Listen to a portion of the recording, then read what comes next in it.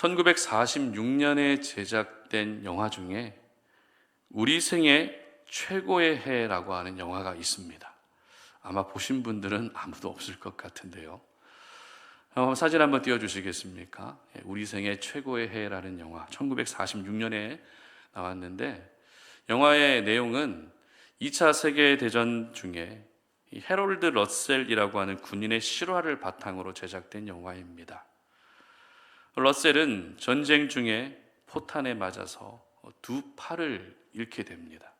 조금 전에 사진을 보신 분들은, 센스가 있는 분들은 발견하셨겠지만 팔이 일반 팔이 아닙니다. 다시 한번 띄워주시겠어요? 어떤 팔이에요? 의수를 끼고 있습니다. 지금 그때는 이런 제대로 된 의수가 없었겠죠. 이 두 팔을 잃으면서 절망에 빠지게 됩니다. 그러던 중에 의사가 만들어준 이 의수를 사용하면서 새로운 깨달음이 생기게 되는데요. 어떤 깨달음인가 하면, 나는 잃은 것보다 가진 것이 더 많다라고 하는 깨달음입니다. 그리고 인생의 새로운 의미를 발견하고 새로운 인생을 시작한다는 것이 이 영화의 전체적인 줄거리입니다. 러셀은 이 영화에 직접 출연합니다. 군인이었지만 직접 출연하면서 제19회 아카데미상 조연상을 수상하게 됩니다. 그리고 나서 한 기자가 러셀에게 질문을 하는데, 어떤 질문이었는가 하면, 당신의 신체적인 조건 때문에 절망하지 않았습니까? 라고 하는 질문이었습니다. 그렇게 두 팔을 잃고 힘들게 살아가는 자신의 모습을 보면서 절망하지 않았습니까? 라는 질문을 합니다. 그리고 이 질문을 받은 러셀은 이렇게 대답합니다. 물론 처음에는 절망했습니다. 그러나 나의 육체적인 장애가 도리어 가장 큰 행운이 됐습니다. 왜냐하면 언제나 잃어버린 것을 계산하던 내가 이제는 남아있는 것을 감사할 수 있게 됐기 때문입니다. 이런 대답을 합니다. 참 너무 멋지지 않습니까? 그렇다면 여러분은 어떠세요? 여러분은 내가 잃어버린 것과 내게 남아있는 것 중에 어떤 것에 더 많은 영향을 받고 계십니까? 내가 잃어버린 것과 내게 남아있는 것, 우리는 이 두 가지를 살아가면서 자주 저울질하며 살게 되는 것 같습니다. 내가 잃어버린 것에 영향을 받으며 힘들어할 때가 더 많고, 아니 그러지 말아야지, 내게 남아있는 것을 생각하면서 다시 힘을 내야지, 이런 저울질을 평생의 삶 가운데 항상 하면서 살게 되는 것 같습니다. 그런데 우리가 나 자신을 저울질하고 우리 인생을 저울질하는 것처럼 하나님 역시 저와 여러분을 오늘도 저울질하고 계십니다. 저울질이란 단순히 물건의 무게를 잰다는 의미도 있습니다. 그러나 어떤 또 의미가 있는가 하면, 속내를 알아보기 위해 이것저것 서로 비교해보고 또 이리저리 헤아려 본다는 의미도 있습니다. 따라서 하나님이 저와 여러분을 저울질한다는 것은 우리 몸무게가 몇 킬로 나가는지 이것을 재는 게 아니죠. 바로 우리의 마음과 생각이 얼마나 하나님을 향해 있는지 여러 가지 저울추를 올려가면서 우리의 믿음의 무게를 저울질하시는 것입니다. 때로는 고난이라는 저울추를 사용하시기도 하시고, 또 때로는 형통이라고 하는 저울추를 사용하십니다. 또 때로는 돈, 성공, 자녀, 이런 저울추를 사용하시면서 항상 저와 여러분을 저울질하고 계신다는 것입니다. 오늘 우리가 살펴볼 말씀은 바벨론의 멸망인데요. 바벨론이 어떤 나라였습니까? 강대국 애굽과 아수르 그리고 남유다까지도 모조리 멸망시켰던 가장 강한 나라였습니다. 하지만 그런 강한 바벨론도 영원할 수는 없었습니다. 오늘 사건을 잘 보여주고 있는 그림을 한 장 보여드리겠습니다. 천재 화가라고 불려지는데, 천재 기독교 크리스찬 화가 렘브란트가 그린 그림입니다. 이 렘브란트는요, 빛과 어둠을 잘 대조해가면서 그림을 그린 화가거든요. 이 그림의 제목이 벨사살의 연회라고 하는 제목입니다. 이 그림을 여러분 잘 보십시오. 가운데 있는 사람이 벨사살 왕이에요. 오늘 본문에 나오는 벨사살 왕. 그리고 주변에 있는 사람들이 귀족들입니다. 함께 연회에 참여하고 있던 귀족들. 자, 이 벨사살과 귀족들이 지금 한 곳을 응시하고 있습니다. 거기가 어디입니까? 바로 벽에 쓰여진 글씨를 하나같이 주목하고 있습니다. 오늘 본문 25절 말씀 한번 읽어보도록 하겠습니다. 25절입니다. 기록된 글자는 이것이니 곧 메네 데겔 우바르시니라. 아멘. 자, 이 글씨는 아람어입니다. 아람어. 당시 바벨론 사람들 중에 지식인들이라면 누구나 아람어를 구사할 수 있었습니다. 지금 우리 사회에 제2외국어로 영어를 가장 흔하게 사용하는 것처럼 이 당시 바벨론 사람들은 좀 지식인들, 좀 배운 사람이라면 영어를 누구나 읽을 수 있었고 누구나 해석할 수 있었습니다. 이 아람어를 누구나 읽고 해석할 수 있었습니다. 따라서 연회에 참석한 이 귀족들, 이 지식인들은 이 글씨를 다 읽을 수 있었다는 말이 되는 것이죠. 어떤 의미인지로 다 알고 있었다는 의미가 되는 것입니다. 오늘 성경에 그 의미가 잘 나와 있습니다. 메네라고 하는 말의 의미는 숫자를 세는 것처럼 세어본다라는 의미를 가지고 있죠. 그리고 데겔은 저울에 달린다, 저울에 달아본다 이런 의미입니다. 그리고 우바르시는 나뉘어진다 이런 뜻을 가지고 있습니다. 그러니까 직역하게 되면 세어지고 저울에 달리고 나뉘어진다 이런 뜻입니다. 이처럼 벽에 갑자기 손가락이 나타나서 쓰여진 글씨의 뜻은 모두 다 알고 있었다는 말이 되는 것이죠. 그러나 누구나 이 글씨를 읽고 해석할 수는 있었을지라도 이 글씨에 담겨져 있는 진정한 의미는 알았어요? 몰랐어요? 몰랐습니다. 다니엘을 제외하고는 아무도 이 글씨의 진정한 의미를 알지 못했다는 것입니다. 도대체 숫자를 센다는 것이 무슨 말인지, 저울에 달아본다는 것도 무슨 말인지, 나뉘어진다는 것도 무슨 말인지 전혀 알지 못했다는 것입니다.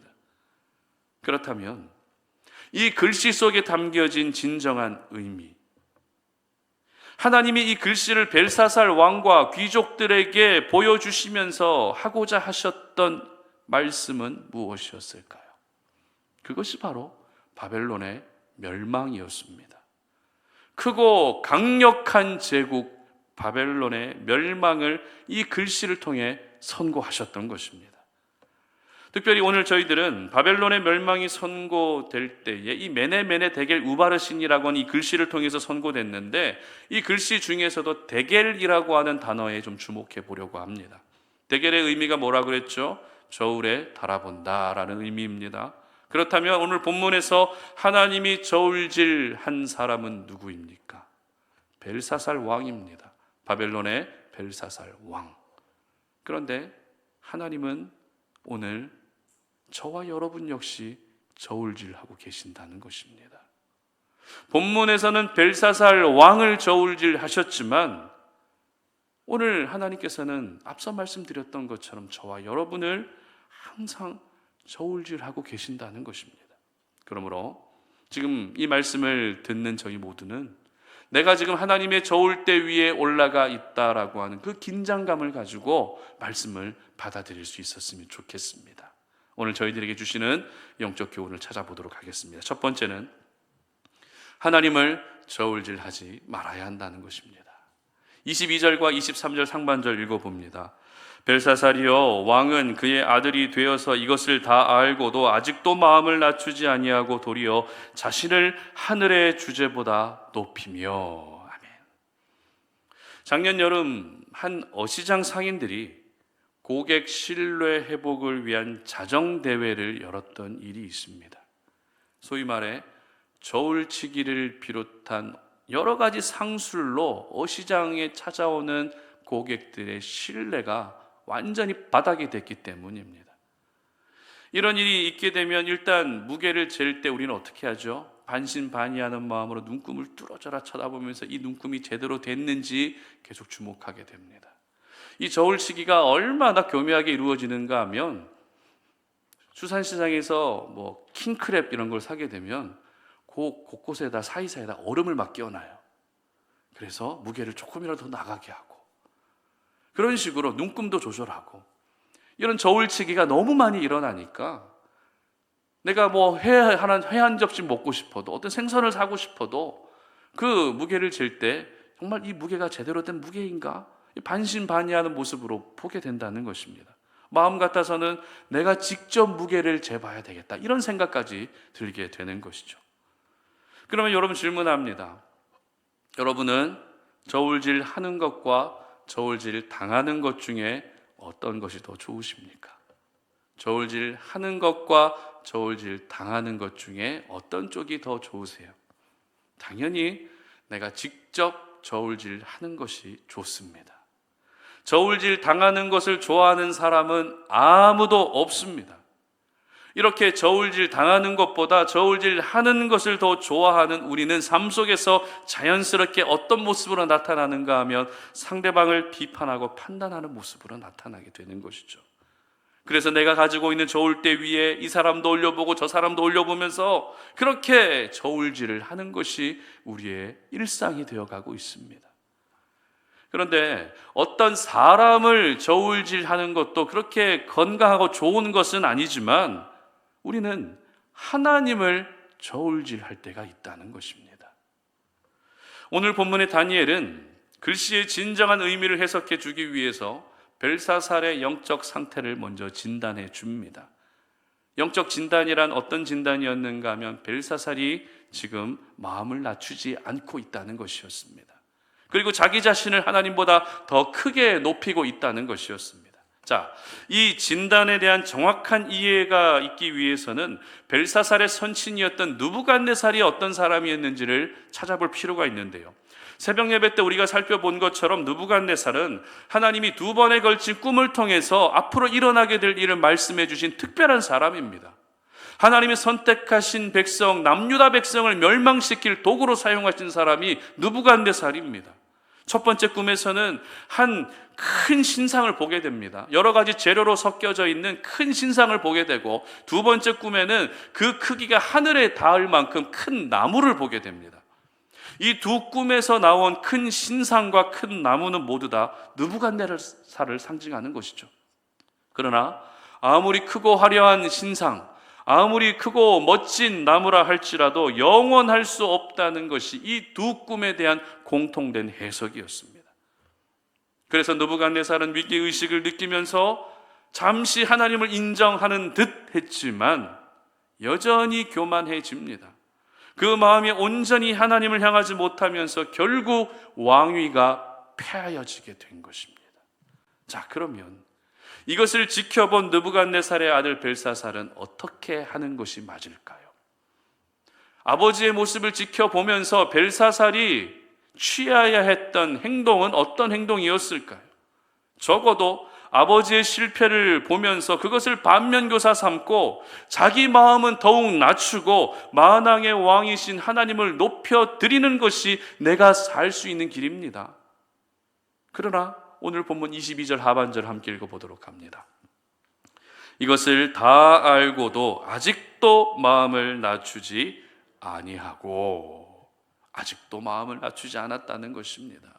아버지의 실패의 원인이 무엇인지 정확하게 보고 알고 있었음에도 불구하고 이것을 알았어도 아직도 교만하게 행하고 말았던 것입니다. 결국 이것이 화근이 되어 벨사살은 그날 밤 죽고 바벨론이 멸망하게 됩니다. 그리고 애초에 오늘 이 사건의 발단은 전시 상황이었음에도 귀족 1000명을 모아놓고 잔치를 열면서 시작되고 있었습니다.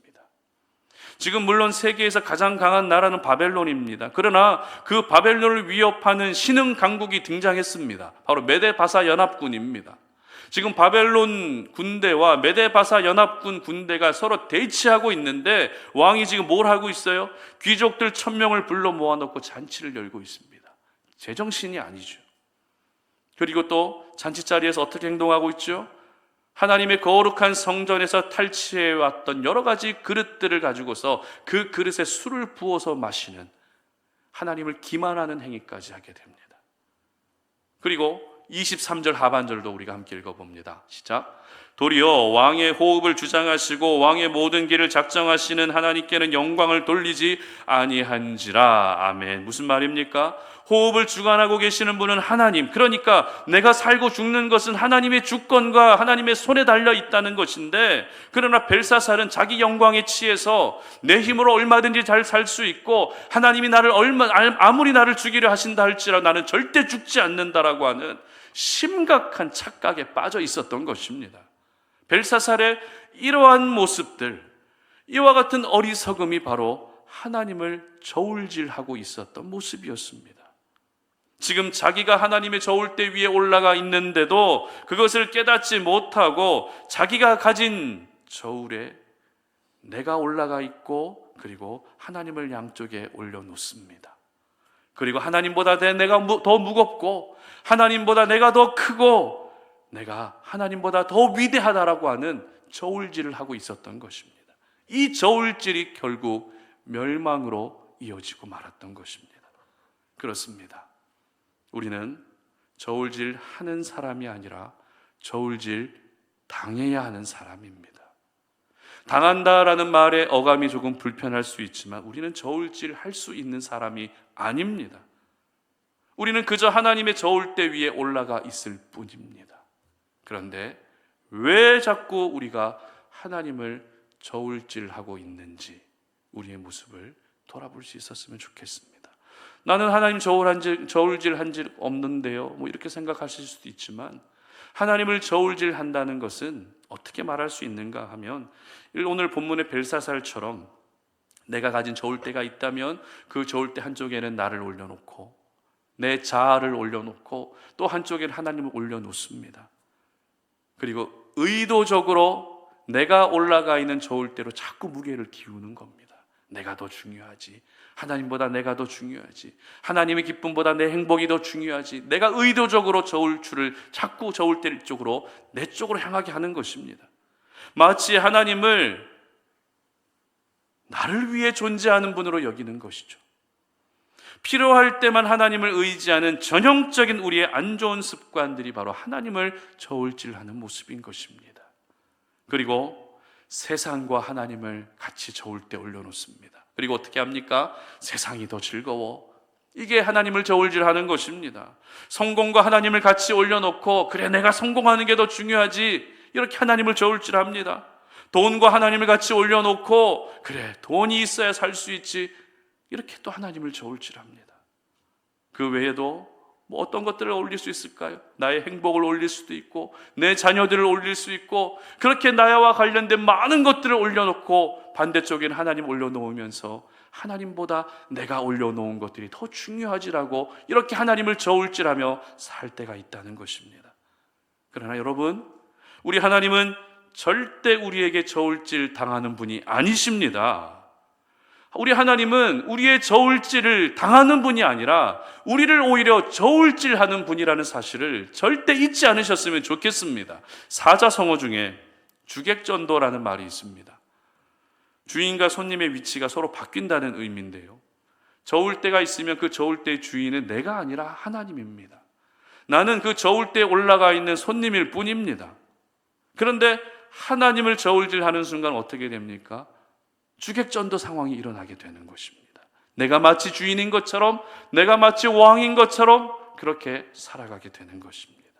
그러므로 더 이상 하나님을 저울질하려 하지 마시고 하나님의 저울질에 여러분을 온전히 맡길 수 있었으면 좋겠습니다. 하나님이 나를 어떻게 저울질 하시든지 간에 내 의지를 내려놓고 내 생각을 내려놓고 그 저울질에 여러분을 온전히 내어 드릴 수 있었으면 좋겠습니다. 세상에 그 어떤 것도 하나님보다 중요한 것은 없습니다. 내 자신의 인생도, 심지어 우리의 자녀들까지도, 내 생업도, 내 미래까지도 하나님보다 더 중요하게 여겨지는 부분들은 없어야 한다는 것입니다. 하나님이 우선이 될 때 내 인생을 책임져 주시는 것이죠. 하나님이 우선이 될 때 내 자녀도 책임져 주시고, 하나님이 우선이 될 때 내 미래와 내 인생을 하나님이 책임져 주시는 것입니다. 그런데 제가 이런 이야기를 들을 때마다 항상 조심스러워진 부분이 있습니다. 하나님이 가장 중요하다고 해서 교회 생활만 열심히 하고, 하나님이 중요하다고 해서 기도만 열심히 해야 된다는 말이 절대 아니라는 것 꼭 기억하십시오. 하나님을 중요하게 여긴다면 내 삶의 모든 부분에서도 최선을 다할 수 있어야 합니다. 이렇게 살아가는 것이 정말 하나님을 중요하게 여기는 사람들의 모습인 것입니다. 그러므로 우리 송탄 올인의 모든 가족들은 하나님을 절대 저울질하지 않으시기를 바랍니다. 하나님은 저울 때 올라가실 분이 아니라 우리를 저울질하시는 분이심을 기억하시기를 바랍니다. 그래서 하나님 앞에서 여러분의 마음을 더 많이 낮추시고 하나님이 가장 크시고 높으신 분으로 인정할 수 있는 저와 여러분들 되시기를 주님의 이름으로 축복합니다. 두 번째는 하나님의 저울질에 우리는 부족함이 보이면 안 된다라는 것입니다. 27절 말씀 함께 읽어보겠습니다. 다니엘은 왕을 저울에 달아보니 부족함이 보였다 하며. 우리는 살아가면서 삶 속에서 가끔씩 부족함을 느낄 때가 있습니다. 가족들에게서 받는 사랑이 부족하고, 가족들에게서 받는 관심이 부족하다 이렇게 느낄 때도 있고, 그리고 한 달에 한 번 받는 용돈이 왜 부족하지? 이런 생각이 들 때도 있고요. 그리고 맛집을 찾아가서 맛있게 식사를 했는데 먹고 나서 좀 부족하네 이런 생각이 들 수도 있습니다. 얼마 전에 햄버거 세트를 사기 위해서 드라이브 스루로 주문을 했습니다. 주문한 햄버거를 받아서 교회에 왔습니다. 그리고 뜯었습니다. 그런데 사이드 메뉴로 주문한 치킨 텐더가 안 들어있었습니다. 여러분 이 기분 아세요? 매장에서 그랬다면 바로 이야기해서 받았겠지만 이미 멀리 나왔기 때문에 다시 받으러 가기도 귀찮고 그냥 아쉬운 마음을 달래면서 그냥 먹었습니다. 그 다음 날 이번에는 집에서 햄버거 세트를 또 주문했어요. 그런데 이번에는 감자튀김이 안 왔습니다. 기분 아시죠?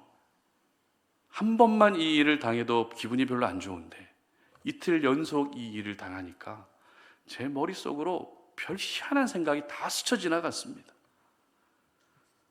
직원이 많이 바쁜가? 왜 정신도 안 차리고 이렇게 일을 하지? 내가 주문할 때 너무 기분 나쁘게 주문했나? 하나님이 햄버거를 이제 사 먹지 말라고 사인을 주신 건가? 별 희한한 생각이 다 들었습니다.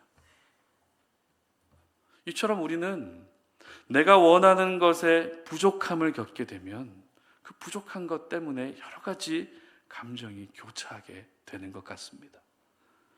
그런데 하나님이 원하시는 기준에 부족하게 되면 어떻게 될까요? 하나님이 저희들을 저울질 하시기 위해서 저울대에 올려놓으셨는데 그만 부족한 모습이 보여지게 되면 어떨까요? 하나님 마음도 아프실 거고 저희들 마음도 역시 좋을 수가 없습니다. 지금 하나님의 저울대 위에 올라가 있는 사람은 벨사살입니다. 그런데 성경은 하나님의 저울질로 벨사살을 재어보니 어떻게 보였다고요? 부족함이 보였다라고 정확하게 기록하고 있습니다. 여기서 부족하다는 것은 하나님을 향한 벨사살의 믿음과 마음이 하나님의 기준에 미치지 못했다는 것을 의미합니다. 세상의 기준으로 보면 모든 것을 갖춘 사람입니다. 참고로 벨사살의 선친 느부갓네살에 대한 기록을 한번 살펴보겠습니다. 19절 말씀 보시기 바랍니다. 그에게 큰 권세를 주셨으므로 백성들과 나라들과 언어가 다른 모든 사람들이 그의 앞에서 떨며 두려워하였으며 그는 임의로 죽이며 임의로 살리며 임의로 높이며 임의로 낮추었더니. 아멘. 느부갓네살이 어떤 사람이었다고요? 임의로 사람을 죽이기도 하고 살리기도 하고 임의로 사람을 높이기도 하고 낮추기도 할 만큼 불가능이 없는 절대적인 권력을 가진 사람이었습니다. 선친이 이런 사람이었다는 것은 벨사살 역시 적어도 그 정도의 힘과 권력을 가지고 있었다는 말이 됩니다. 즉 세상의 저울대 위에서는 벨사살을 능가할 사람은 단 한 사람도 없었다는 것입니다. 그러나 하나님의 저울대 위에서는 어땠다고요? 부족함이 너무 많았습니다. 세상의 기준으로는 부족함이 전혀 없었지만 하나님의 기준으로는 부족함이 너무 많이 보여졌고, 그 부족함 때문에 결국 벨사살은 죽고 바벨론 나라는 멸망하고 말았던 것입니다. 특별히 27절에 기록된 부족함이 보였다라는 이 말씀에서 보였다의 히브리 원어의 의미는 발견했다, 찾아냈다, 이런 의미입니다. 무슨 말입니까? 그 누구에도 찾지 못했던 벨사살의 부족함을 하나님은 찾아내셨다는 것입니다. 사람들 앞에서 교묘하게 감추어져 있었던 그의 죄악들, 사람들 앞에 그렇게 꼭꼭 숨겨놓았던 그 완악함들이, 부족함들이 하나님께는 절대 감추어질 수 없었다는 것입니다. 그러므로 저희들은 하나님이 나를 저울질하실 때 부족함이 보여지게 해서는 안 됩니다. 잠언 24장 12절 말씀을 함께 읽어봅니다. 잠언 24장 12절입니다. 네가 말하기를 나는 그것을 알지 못하였노라 할지라도 마음을 저울질하시는 이가 어찌 통찰하지 못하시겠으며 내 영혼을 지키시는 이가 어찌 알지 못하시겠느냐. 그가 각 사람의 행위대로 보응하시리라. 아멘. 하나님이 어떤 분이라고요? 우리의 마음을 저울질하신다고 분명히 기록하고 있습니다. 다시 말해서 하나님의 저울질의 부족함이 보여지지 않기 위해서는 우리의 마음을 먼저 지킬 수 있어야 하는 것입니다. 우리는 보통 내 마음속 이야기는 아무도 모를 것이라고 생각합니다. 그러나 오늘 벨사살의 부족함을 찾아내신 하나님을 기억한다면 사람들은 알 수 없는 내용이라 할지라도 하나님은 반드시 그 부족함을 찾아내신다는 것입니다. 결국 내 마음을 지키는 것이 믿음을 지키는 것이기 때문에 여러분, 마음으로라도 절대 범죄하지 않으시기를 바랍니다. 생각으로라도 절대 범죄하지 않으시기를 바랍니다. 이렇게 마음을 지켜야 마음을 저울질하시는 하나님의 기준에 부합하게 되고 부족함이 보여지지 않게 되는 것입니다. 어떤 환경적인 부분들, 내 개인적인 부분에서 부족함이 보여지는 것은 괜찮습니다. 우리는 다 부족함을 가지고 있습니다. 건강이 어디 아픈 분도 있으시고, 또 경제적으로도 어려운 분들도 있을 수 있고, 어떤 상처를 가지고 있는 분들도 있을 수 있고, 어떤 환경적인 부분, 내 개인적인 부분에서 부족함이 있는 것은 괜찮습니다. 왜냐하면 내 부족함을 아시는 하나님께서 나의 모든 필요를 아시고 채워주실 것이기 때문입니다. 하지만 믿음의 문제는 다릅니다.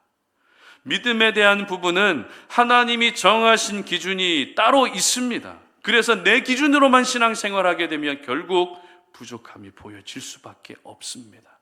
그러면 어떻게 해야 됩니까? 내 기준이 아니라 언제나 하나님의 기준에 맞게 신앙생활해야 되는 것이죠. 성경에 기록된 하나님의 기준, 내게는 조금 불편하고 어렵지만 하나님이 분명하게 정하신 기준에 맞게 하나님을 사랑하고 하나님을 섬겨야 하는 것입니다. 결국 부족함 없는 삶은 내가 만드는 것이 아니라 하나님에 의해서 만들어지는 것입니다. 그리고 그렇게 할 때 하나님의 저울질에도 우리가 부족함이 보여지지 않는 것입니다. 그래서 다윗은 시편 23편 1절에서 너무나도 유명한 고백을 하는데 함께 읽어보도록 하겠습니다. 여호와는 나의 목자시니 내게 부족함이 없으리로다. 다시 한번 읽어봅니다. 여호와는 나의 목자시니 내게 부족함이 없으리로다. 아멘. 다윗도 부족함 많은 사람입니다. 그러나 다윗은 부족함이 없다라고 고백합니다. 왜요? 하나님이 나의 목자가 되시기 때문입니다. 그런 점에서 벨사살은 하나님을 목자로 인정하지 않았습니다. 자기가 목자처럼 살았습니다. 내 힘으로 완전해질 수 있다는 교만한 생각을 내려놓지 않았기 때문에 부족함이 결국 보여지고 말았던 것입니다. 여러분, 지금도 우리 하나님은 저와 여러분을 저울질하고 계십니다. 지금까지는 저울질에서 부족함이 보여졌을지라도 오늘 이 말씀을 통해서는 하나님의 저울질에 절대 부족함이 보여지지 않으시기를 바랍니다. 마음을 지키시고 믿음을 지키셔서 하나님의 기준에 더 적합해지시기를 바랍니다. 그래서 벨사살의 인생처럼 여러분의 인생이 멸망으로 향하는 것이 아니라 하나님이 지켜주시는 능하신 손 아래에서 평안이 넘쳐나고 행복이 넘쳐나고 기쁨이 넘쳐날 수 있는 그런 귀한 삶이 되시기를 주님의 이름으로 축복합니다. 말씀을 맺겠습니다. 오늘 본문 30절 말씀을 한번 읽어보도록 하겠습니다. 시작. 그날 밤에 갈대아 왕 벨사살이 죽임을 당하였고. 아멘. 여기서 말하는 그날 밤이란 귀족 1000명을 모아놓고 잔치를 열었던 날입니다.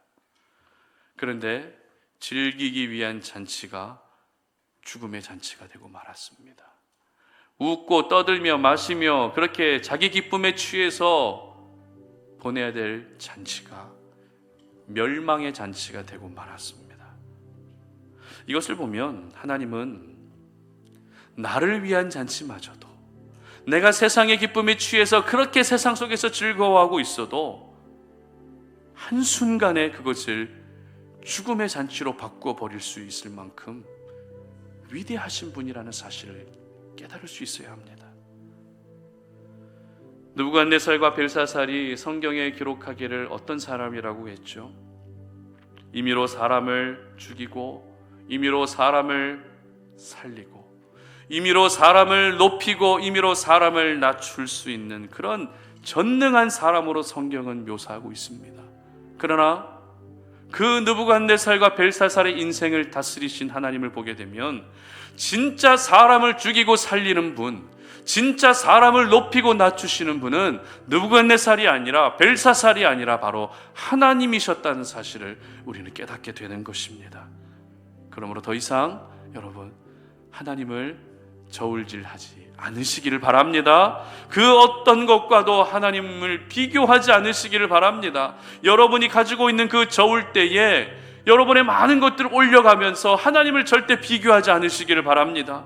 그리고 이제는 하나님의 저울질에 여러분을 맡기시되 하나님의 저울질에 여러분의 부족함이 절대 보여지지 않게 하시기를 바랍니다. 그래서 여러분 모두가 하나님의 저울질에 의해서 멸망으로 끝나는 인생이 아니라 생명으로 이어지고 생명으로 향할 수 있는 귀한 삶이 되시기를 주님의 이름으로 축복합니다. 우리 시간에 함께 찬양하고 기도할 텐데요.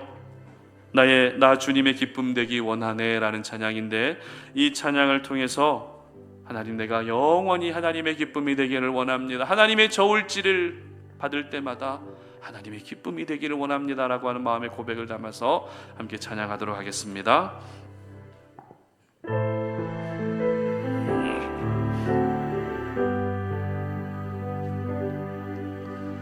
나 주님의 기쁨 되기 원하네. 내 마음을 새롭게 하소서. 새 부대가 되게 하여 주사. 주님의 빛 비추게 하소서. 내가 원하는 한 가지, 주님의 기쁨이 되는 것. 내가 원하는 한 가지, 주님의 기쁨이 되는 것. 겸손히 내 마음 드립니다. 나의 모든 것 받으소서. 나의 맘 깨끗게 씻어주사. 주의 길로 행하게 하소서. 내가 원하는 한 가지, 주님의 기쁨이 되는 것. 내가 원하는 한 가지,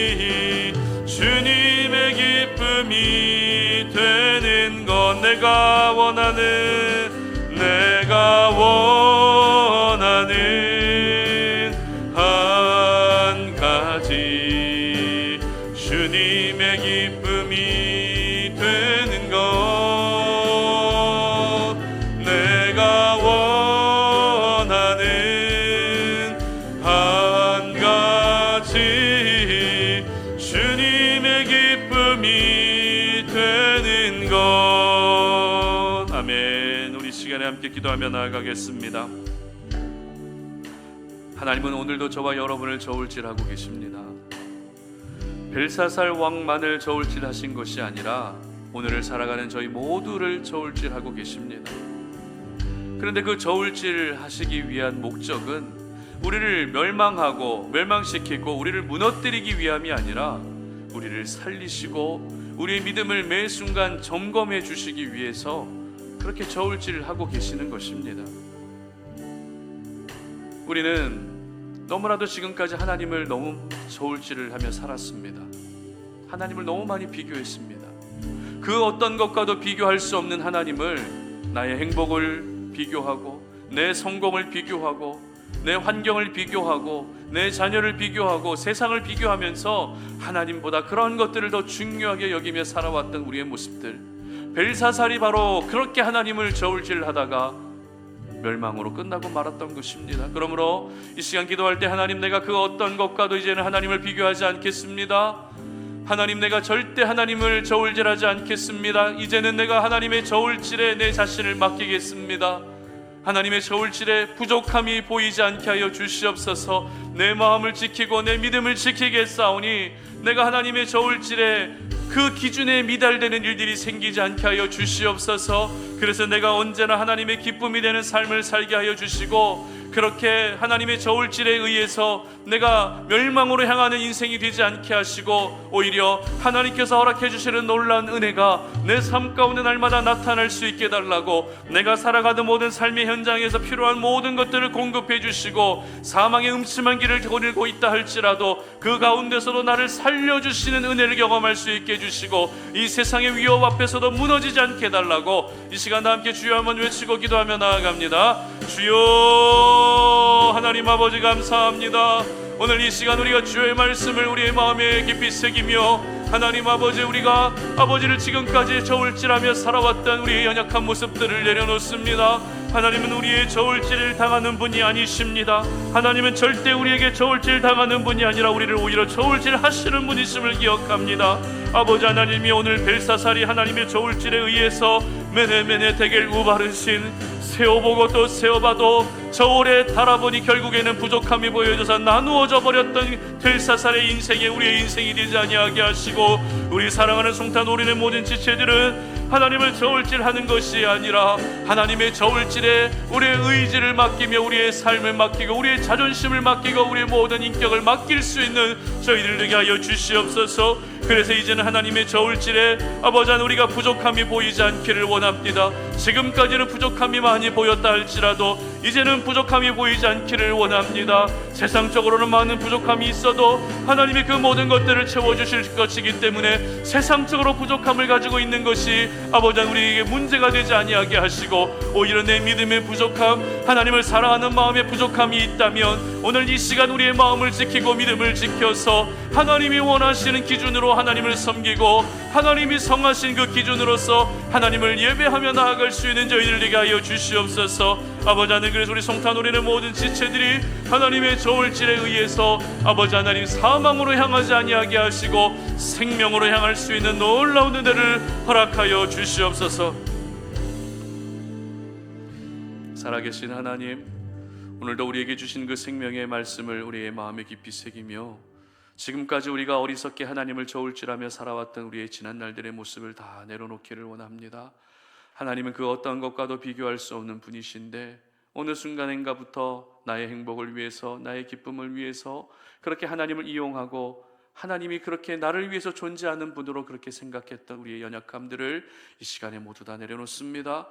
내 호흡을 주관하시는 분도 하나님이시고, 내 삶을 주관하는 분도 하나님이시고, 내 자녀를 다스리는 분도 하나님이신데 더 이상 하나님을 저울질하는 일들이 생기지 아니하도록 도와주시옵소서. 그리고 이제는 하나님의 저울질에 우리의 모습을 맡겨드리오니 이제는 하나님의 저울질에 부족함이 보이지 않도록 믿음을 지키고 마음을 지켜낼 수 있게 하여 주시기를 원합니다. 그래서 다윗이 고백했던 것처럼 내가 부족함이 없으리로다, 내가 부족함이 없으리로다. 하나님이 나의 목자가 되시오니 내가 부족함이 없다라고 한 이 믿음의 고백을 올려드릴 수 있는 저희들 되게 하여 주시옵소서. 우리 사랑하는 송탄 올인의 모든 지체들, 하나님 아버지 한순간에 우리를 살리기도 하시고 우리를 죽이기도 하시고 우리를 높이기도 하시고 낮추기도 하시는 분은 하나님이신 줄로 믿사오니 이번 한 주 그 하나님과 동행하며 하나님이 저울질 하실 때마다 우리의 모든 것들을 내어드리며 온전히 순종하고 순복하며 하나님의 우리의 삶을 아름답게 만들어 가시는 것을 경험하는